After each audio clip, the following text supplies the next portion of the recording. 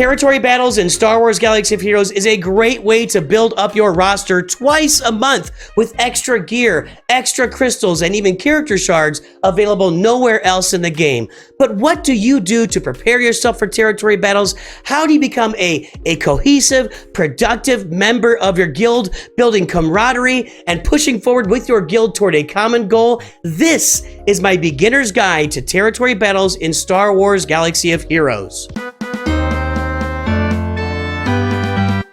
Well, greetings and hello there, everybody. It's me, your beloved Star Wars dad, Nooch Too Good, and welcome to my beginner's guide to Territory Battles.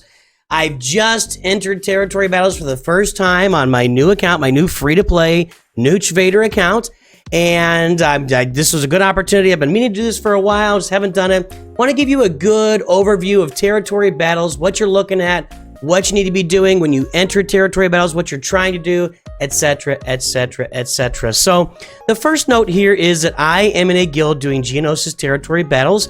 I was fortunate that my Discord voted for this entire account was voted for by my Discord, and they voted for me to not have any limits when it came to guild Territory Battle or other participation. I chose to go in mid-range here, Geonosis Territory Battles, because it's better than Hoth, but it's not. I'm not going all the way end game with Rise of the Empire. So you might be in Hoth Territory Battles. The advice is going to be basically the same. There are some small differences. We'll talk about those differences here. If you're in Rise of the Empire, it's a whole other game.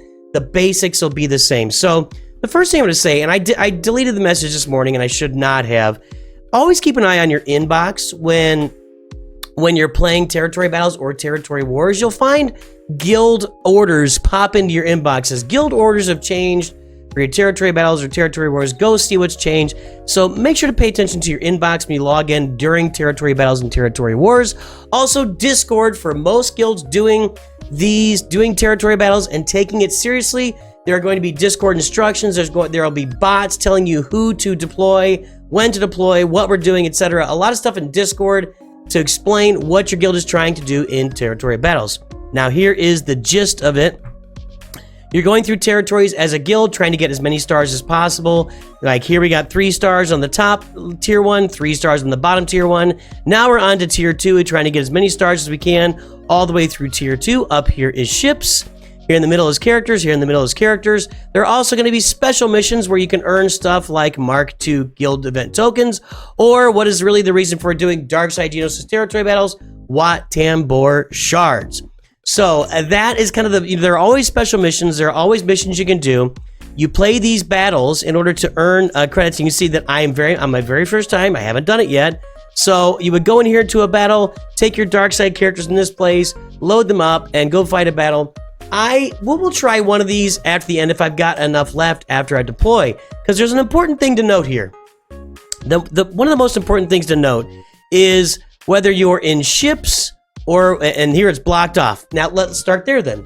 When something is blocked off, that means your guild leader has taken the time to say, don't do this. That means whoever's in charge of Territory Battles in your guild is saying, do not do this. So I can see that this is 5 out of 6. There's one more platoon to fill in here, because you're going to go in here, you're going to fill platoons full of characters. And our Territory Battles leader is saying, we don't have enough Imperial shuttles in the guild. Don't fill this one. Just move on with your life and do something else. Okay. It seems like a little extra there, but whatever they had to do. Now we look down here.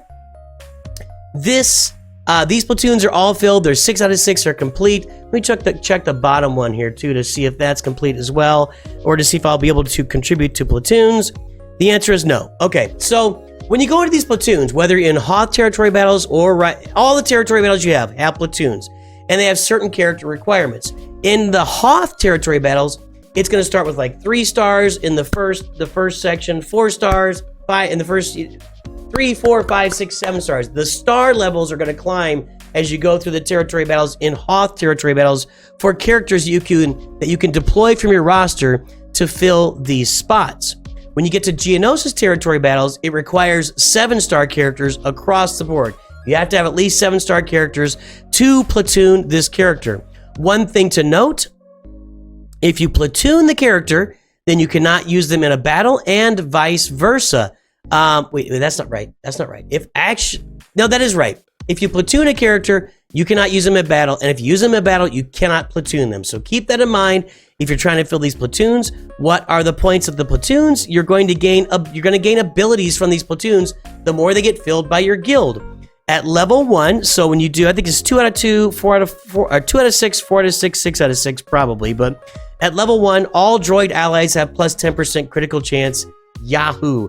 At level 2, plus 10% more critical chance and inflict a damage over time debuff for 2 turns whenever you critically hit an enemy which can't be evaded or resisted. And level 3, more critical chance and 35% critical damage. Yahoo there. Add gain 10% turn meter whenever they critically hit an enemy. Yahoo there. So you're getting bonuses for your entire team whenever you fight a battle every time you fill a platoon here, okay? So, or every time you meet one of these tiers in the platoons. And they're going to be different in every territory. You look up here, look at the info, deal physical damage, inflict 3 damage over time, 20% damage, 20% damage effects, all enemies inflict defense down off. So different effects for your team are going to happen as you fill platoons as a guild. Let's go up here to ships for me. Now you can fight in these ship battles, but look for me. I've got 0 required. I don't have any ships at 7 stars right now, so I have no requirements for this territory battle. So if I had requirements, I'd go in and do a battle, which we're going to do down here in a moment.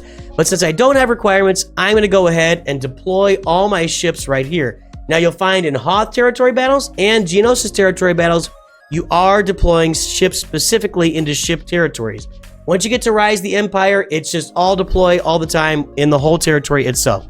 So we're going to click deploy. We're going to select all of our ships. We're going to deploy a big bad 59,796 galactic power. Thank you to my guild for allowing me to be here. Clearly don't belong. Now, if we're looking at this right now, the battles have not been blocked out here, which is a little confusing to me. We've got 14 hours left. Maybe we can deploy to this to 3 stars later, but if you can't deploy this to 3 stars at any point, you might as well block out these battles too. Don't let people use them, because when I go into a battle, we're going to see right here. I'm going to go into this battle right here. I'm going to use my 7-star characters, because you can only use 7-star characters. Actually, no, I guess I can use 5-star characters, huh? I guess I can use any characters I want, but I'm going to use these guys. I don't think I'm not planning on getting anything done here, but we're going to go in with our team, and we're going to go ahead and battle. I'm going to get deployment points for these characters in the territory, even though I didn't click the deploy button. And then if you can win battles with them, you can earn more points for your guild to gain more points over. This is over before it started, so I'm clearly not prepared. Let's go ahead over here. We're going to summon a droid. Thank you. That's our best character, is the droid. But as soon as Nuke Gunray is down, this is over. Oh, we get to call it Galactic. Okay, Nuke Gunray's a legend here, a separatist legend. So look, we're doing some damage. We're actually doing a little bit of protection damage to this squid right here, the Jedi Vanguard. Yeah, I called him a squid. I'm a squid racist. Oh well. Anyway, so there you go. So I just did my first battle. It's a loss. If you're in Hoth, if I was in Hoth, I probably could get some wins out of my team, but it is what it is. So now this is open for here. And you'll see here, I deployed 36,771 points. That was my team that I just deployed. I didn't win anything with them. You'll see up here, ASP28 completed a combat mission 3 out of 4 waves, earned 708,000 territory points for their guild. What you'll find with Hoth territory battles and Geonosis territory battles is you earn more points for your guild by winning battles. And by the way, I'll explain points here in a minute. We'll explain what points get you in a moment. Just hang on. And what you'll find when you get to Rise the Empire is you're going to earn more points for deployment over the battles. So you're going to have those Relic 5, Relic 7, Relic 8 characters to deploy. So we're going to go ahead and deploy the rest of our roster right here, since it's okay. We can't win any battles. We're going to deploy a big fat 99,000. Boom. You can see we have 2.4 million into our next star. And that's basically how this works. As your roster gets bigger, you'll win more battles. Your guild earns stars as you go through each of these nodes. Right now, we are at 11 stars out of 33 total. Once this round is finished at 14 hours and 27 minutes, we're on to phase 4. We'll open all 3 of these next territories because we starred all 3 of these territories. There are some strategies involved with territory battles that are really, really important. Like when your guild says if your guild has a note in here that says do not earn a star in this territory, you'd better not earn a star in that territory, because often guilds will preload a territory and then leave it there without a star, because guess what? When the next round rolls around, you can go in and now you can get some stars in that territory. You preloaded it the first time, you finished it the second time. So if your guild is pay attention, if your guild is preloading a territory, you do not want to earn points there. If it's blocked off, you definitely don't want to take it over a star, because if you take it over a star, you've screwed the entire guild and you will go in the timeout box. You could even get booted if you're new to the guild. So just be careful. Watch those preloads. Pay attention to what your guild leaders are telling you to do in territory battles. That's basically the gameplay. That's how it works. Whether you're in Hoth, Geonosis, Rote, it's all basically the same idea. Now, what do we earn from territory battles? I think I'm gonna have to go back to the guild screen to see this. Yeah, so we're gonna go into our guild screen here, and you're gonna earn a bunch of rewards as a guild. So when your guild completes territory battles, rewards. So here we are with rewards. So the more, okay, yes, see, I told you it's my first time doing it. I haven't touched this yet. So the more stars your guild gets, the more rewards each guild member gets. And every guild member gets the same rewards. So here at 1 star, you're getting 1,000 Mark II currency and 1,900 Mark 1, or not Mark, Guild Event Token Currency 2 and Guild Event Token Currency 1. You're getting some crystals, and you're getting this gear box right here. That's going to give you some Kyrotex. Thank you very much. Some Gear 12 finishers. A bunch of other gear as well. So you're going to get a bunch of gear out of it. So the more stars you earn, you see when you get to 6 stars, you bump up to 200 crystals, and the gear box improves a little bit at 6 stars and improves a little bit at 3 stars.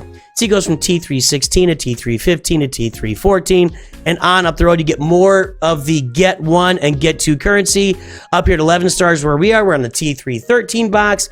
We're getting 300 crystals at the end of territory battles, more Get 1 and Get 2 currency. It's going to show the same rewards. Yeah, it shows the same rewards. You'll just get more of it, more of the same rewards. The higher and higher you go, the better off your rewards are. You can see here, it shows the same rewards. Again, you will get better rewards, I promise you. More crystals, more stuff, more goodies, etc. Plus, you're getting Wat Tam Boar Shards in Geonosis territory battles.